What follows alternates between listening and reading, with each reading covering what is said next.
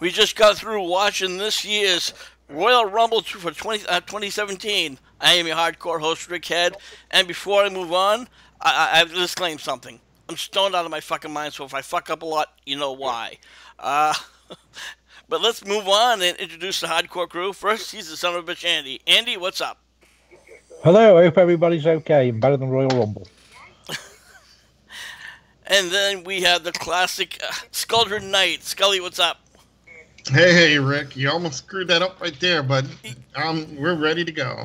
All right, well, let's fuck up count number one. And last and certainly not least, we have the incomparable Lance Lamas. Lance, what's going on? Oh, not much. I just realized I'm the same age as Rumble. You know, we all talked about the Rumble, and I know we have kind of mixed feelings. Hey, Rick, you forgot to introduce somebody. Steve. Oh, Steve, I'm sorry. Yes, we also...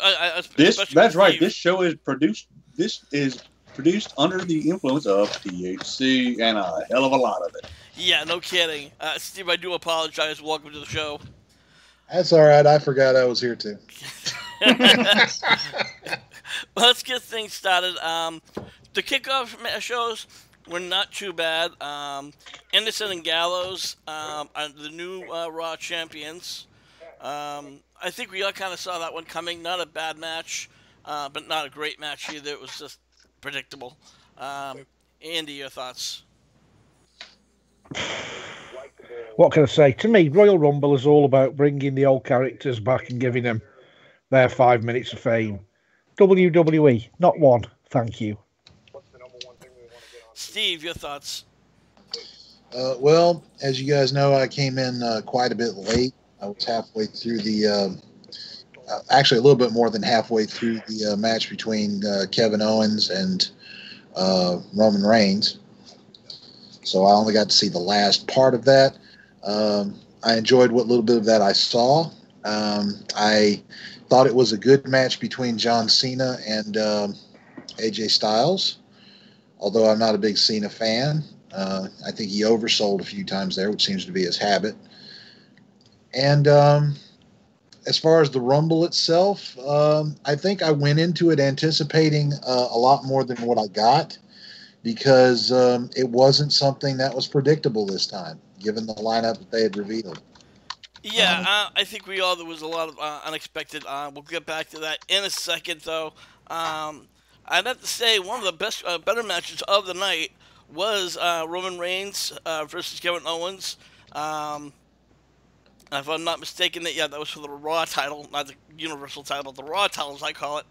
And that, of course, that was the help of Braun Strowman, so it's kind of weird that we're going to start to see a Reigns and Owens, a Strowman feud, when there's another feud possibly for Reigns down the road. A great match. And I'm sorry, Joe, your thoughts? For which match? Well, we are talking about Reigns versus Owens for the Raw title. You know, it was one of the best matches, I think, of the night because of the spots. It just showed that pretty much Kevin Owens was carrying Roman Reigns, because you could tell that's exactly what it was. He carried him. They did everything that was supposed to. I gotta say, they kind of have to find a way. They found a way around keeping the belt on Kevin Owens. So I don't see it going anywhere with Braun Strowman. So I think it's just something that they just basically wanted to keep the belt on him. So good match. I gotta say it was a good match. All right, and Andy, you know what? I know you're a big Kevin Owens fan. So what'd you think of this match? Didn't enjoy it at all, and it's I like Roman Reigns, but I didn't enjoy the match at all. I just thought it was two guys that looked like they were clueless. Wow. Okay. Lance, over to you. Well, first, Rick, you might want to tone it down on the THC product a little bit, because you just asked and said Andy was a fan of Kevin Owens, but it was a good match. It got a little wonky at the end, but otherwise, good match. All right. Swan is Rich Holland versus Neville. Another, again, great match. One of the better matches of the night. Wouldn't say it was the best, but definitely had an honorable mention. Neville is now your new Cruiserweight Championship, and he won with the Rings of Saturn. We're not sure if Neville has a different name for it, but again, great match. Guys, one of the worst matches of the night was the Divas title match. It was Charlotte versus Bayley. A lot of botches, Joe. Definitely. Reed was off his game tonight. I don't know. I was hoping for something at least a little bit more better, but it was a typical Charlotte match. I wasn't really impressed with it, so let's just say it was predictable. That match was predictable. Yeah. Well, let's move along to one of the main event matches of the night, and that was John Cena versus AJ Styles. Guys, best match of the night. They both just showed some great ring work. We saw a lot more moves from John Cena. And, at the end of the day, it was just a spot-on match. I really didn't know which way it was going to go. That was a coin tosser for me. Andy, your thoughts? Yeah, can't disagree with anything there. Best match on the card by far, and people still keep knocking John Cena, but until you can come up to John Cena's class, don't knock him. And Steve, your thoughts on that match? I thought it was a very well executed match. Both guys in-ring professionals through and through. As I said before, I think that John kind of oversold a couple of moves there. But other than that, it was a pretty satisfying match, and I have to give it up to Cena for coming back pretty strongly. Although I cannot say that I had any doubt as to who the winner of the match would be.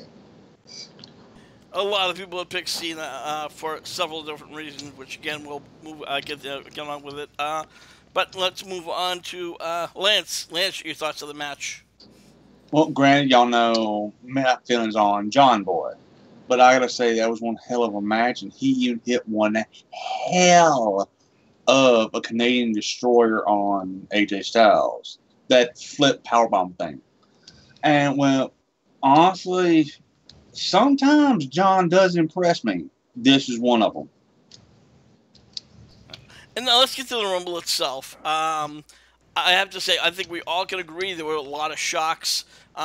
We expected certain people to show up that never made the show up. Triple H, I picked that Triple H was going to show up only to have Seth Rollins come out and eliminate him, but that never happened. There was rumors of Kurt Angle supposedly showing up. That didn't happen. And of course, the person who won, Randy Orton, is going to WrestleMania. He is the #1 contender for the main show. A lot of shocks. Andy, your thoughts? All I can say to the WWE, don't ever put a show on like that again and call it a Royal Rumble. Wow, you didn't like anything about that at all? Not the Royal Rumble at all. To me, as I've said before a couple of minutes ago, the Royal Rumble is giving 3 or 4 old-timers that 30 seconds of fame. And I'm sorry we didn't see it tonight. We didn't see one old-timer, unless you can call The Undertaker, who's still an active member of the roster. So I'm sorry, I ain't buying it at all. Royal Rumble does not live up to its reputation. Yeah. Go ahead, Rick, Joe. I gotta say my piece in that too. I also was disappointed. The Rumble was pretty good, but I am so used to seeing guys that will come in and surprise us. Like we will see the Undertaker, the Honky Tonk Man, one of the Bushwhackers. It was something that we're so used to seeing, like special guys come in. Hell, I was surprised that what's his name, Rollins wasn't in there. Yeah, to me, Royal Rumble is like the elite. The elite of... If you guys had paid attention, what had happened is this past weekend is that Sami Zayn wanted to get in, but the only way he could do it is if he had to get through Seth Rollins. But if Seth Rollins loses, he would get eliminated. But why did we have to sit through like 4 or 5 curtain jerkers from NXT coming in? Yeah, I was kind of disappointed too with that. I don't know. I disagree because I mean we both saw that guy Gallagher come out with the umbrella, and we were all laughing our asses off. Yeah. So come on. I mean, And he and Jericho had that great moment with the low blow. If you can have a great moment with a low blow. It was I think it was the spot of the night, really. Yeah. Yeah, the best spot. I'm glad you mentioned that, Steve, because it reminds me on the best spot of the night. If you can watch it on DVR or you can catch it on a stream somewhere, tell me there's either something wrong with my brain or I'm just a warped arsehole. But when you're a warped asshole, so when Chris Jericho has got the umbrella between his legs, please tell me that you weren't thinking that the English guy was going to pull his trunks down. I wasn't thinking that. Actually. No. I was thinking he was about to make the list. But moving on, Braun Strowman, he was one of the bigger guys that eliminated, but he even eliminated two of the biggest guys, Mark Henry and Big Show. He got eliminated later on down the match. Lesnar comes down later on and just starts destroying everything in its path. Goldberg comes down, and you figure they'd have some kind of a fight. No, same fucking thing. Goldberg spears him and knocks. It throws him out over the top. Yeah, thank you. Eliminates Lesnar, and I'm like, you are fucking kidding me. And then top it all off, Goldberg spears the Undertaker. The Undertaker sits up as though, I've just fallen out of bed, I think, or my slippers have come off. Gets up and throws Goldberg over the top rope, and I'm thinking, what the fuck's going on here? Well, and out of one of them three, they're going to be having a match in WrestleMania with a clusterfuck like they've had, 2 or 3 matches now between them, and they've all been shit fests. This is their second match. Well, the second time they've been in the ring together since Goldberg's return. I mean, what was it? The Brock Lesnar against Goldberg match. How long did that last? 98 seconds. 98 seconds. Didn't even last that long tonight. Well, and fans now have another reason to hate Roman Reigns because he eliminated Undertaker. Now, I could be wrong again. Now, I've been wrong on a lot of predictions for this show, but could this mean that Undertaker would want Reigns at WrestleMania? Lance, over to you. Yes, and we're forgetting to address. Well, I guess we can talk about that later when we do the wrap up. But I definitely think we're going to see Taker or Reigns at Mania. Yep. All right. And, Joe, your thoughts? The match wasn't too bad. You could tell where the feuds were going. So now we have Goldberg, most likely Goldberg versus Brock at WrestleMania. Reigns versus Undertaker. I'm just, again, I got to look at, out of all the people, they could have gave the match to somebody else, give them a chance. They gave it to Randy Orton. So I'm kind of disappointed in that perspective. Well, again, I think in the, a lot of people wanted to see a lot of, different voters, different picks. Randy Orton was not even anywhere on my scope.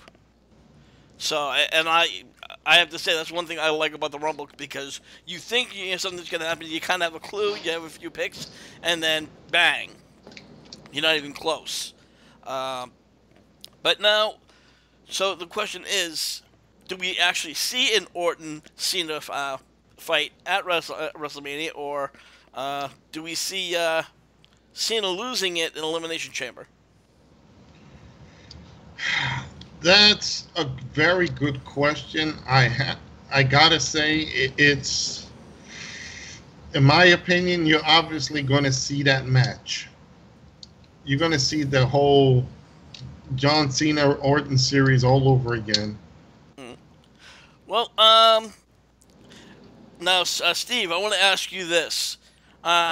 Reigns and a Taker. Now, again, as I said before, Reigns is not getting over at all with the fans. Having him eliminating Taker and then going on to a match with him, is that going to help Reigns or is that going to hurt him? I don't know. There's a lot of factors to take in. Taker has seen better days. So his having the power to put Reigns over, despite his Taker's immense popularity with the WWE universe, I don't know if it would help Reigns or not. Reigns may be too far gone for even Taker to resurrect him, so to speak. Well, again, as I said earlier when we were watching the pay-per-view, maybe that's their intent. Andy, do you think they're trying to use reverse psychology on the fans by doing these things to get the fans to despise Roman Reigns even more, or do you think it's just bad planning on WWE's part? I just think it's bad planning because I can't see how they can hate him anymore. If he gets any lower, he'll be the smell in the turd. He's not like the turd with the shoe on, or he's not like the shoe with the turd underneath. He's lower than the turd now. Well, I wouldn't go that far. I mean, as far as the fans, yes, but I mean, his success level speaks for itself. Joe, again, Reigns Taker. Possibly, again, we don't even know if this is true at all. This is strictly speculation. Should Reigns and Taker have a match, who do you think should go over in that match? You know what? The obvious answer would definitely be Reigns, because he needs that career push. Undertaker doesn't need it. So I think at this point right now, this is his last chance. I think they can't do any more with this. So if Reigns doesn't get anything out of this Undertaker match, obviously, guys, to be honest, I don't think I don't think we're going to see anything else out of Reigns. He's just going to flounder. Overall, guys, I gotta give this a 7 out of 10, as I said before. The Cesaro Sheamus versus the Club, that was a great match. The Cena AJ Styles match, again, always so far they've great, and I gotta give some kudos over to the cruiserweight match. Andy, your overall thoughts? Not impressed with the Royal Rumble. The only match that really floated me boat was the AJ Styles and John Cena match. As for the Rumble, WWE go back to writing, or please get somebody like Jim Cornette or even Vince Russo to write your scripting, because it was shit tonight. I'm sorry, but not at the same time. Or doing that would make more interesting. Oh, Steve, your overall thoughts and score? Well, to be fair, I did not see most of the Rumble. As I said, I came in at the tail end of the Owens Roman Reigns match. But from what I saw, I enjoyed the Cena Styles match the most. I have to mention the bumps that were taken by both Kofi Kingston and James Ellsworth tonight, which were very potentially damaging, I would think. But overall, I'd give it a 6 out of 10. All right. The Rumble itself was definitely lacking to my expectations, but I'm curious to see where several of the stories go. I'm interested in what the Wyatt family's doing at the moment, with Luke Harper turning on Bray as he did during the Rumble. I'm interested to see what they actually do with Randy. As we mentioned earlier, the possibility of a Reigns-Undertaker match at WrestleMania would be interesting, although I don't think it would help Reigns very much. Overall, it wasn't bad, but I have seen better, and I would like to see better in the future. And over to you. Which one do you want? Me or Joe? Over to you. Sorry, guys, a little stoned here. So THC's a hell of a drug. That's right. Go ahead, Lance. Go ahead, Lance. Take it. Like I said, like Steve said, the bumps in the Royal Rumble, there's a couple of sick ones. While Kofi's was vicious, I don't know how James Ellsworth is still alive for that hellacious fall he took. But yeah, all in all, up until the Rumble, I was going to give it probably about a 9, because we were seeing good match after good match after good match. A couple of stinkers like the Divas or the women's match the women's title match, but because no veteran, like no Hall of Fame guys came in, a little disappointed. I go 7 out of 10. Well, again, for me, like I said, for me, the Rumble, I liked it and enjoyed. With that, guys, we're going to wrap up this edition of Hardcore Wrestling Radio's reaction for the Royal Rumble to 2017. I am your hardcore Rick Head, and please check us out over on our YouTube page. That's youtube.com/HWR show. And also, if you want to shoot the shit with us, hang out, or post with talk about wrestling, come on over our Facebook group page, and that's under the name HWR Chat Room. And Scully, you have your own Skelter Knights reviews. Tell everybody about it. Well, first I got to give you my score of the Royal Rumble. I give it a 6 for the same reasons everybody's been saying: lack of a Hall of Famer and surprises. Pretty much every fans can follow me on Twitter at Skuldrin. And pretty much what I talk about is classic games, retro movies, TV shows. Rick, you've been in a couple of them. We've chatted about it and talked about it. So they can find me on that. They can find me on Facebook at facebook.com/groups, Skuldrin's Reviews. So drop a line on Twitter. I mostly look on that, and people can follow me on that. And Andy, you are a real-life ghost hunter. Tell everybody about it. Yeah, you can catch me on stokehaunted.com. That's www.stokehaunted.com. And I'll be doing some investigating. I've got one coming up this coming Saturday, I believe. I think it is. Yeah, this coming Saturday, there's an investigation. So I'm sure Sunday, Monday of this week, or this next week, a week tomorrow, should I say, there should be a video on YouTube for you to watch, and you can see what I get up to. And Lance, over to you. Well, I'm at youtube.com/LanceMossTV. I got right now I do covers on Mondays. My Lance Moss TV and Friends Savage shows, Savage Land shows every Wednesday night at 6 Central, and y'all figure out what the hell the other times are, with my co-host and good buddy Steve here. And on Fridays I do guitar builds. And, well, yeah, come on over and subscribe. And Steve, again, we want to thank you for coming on the show with us.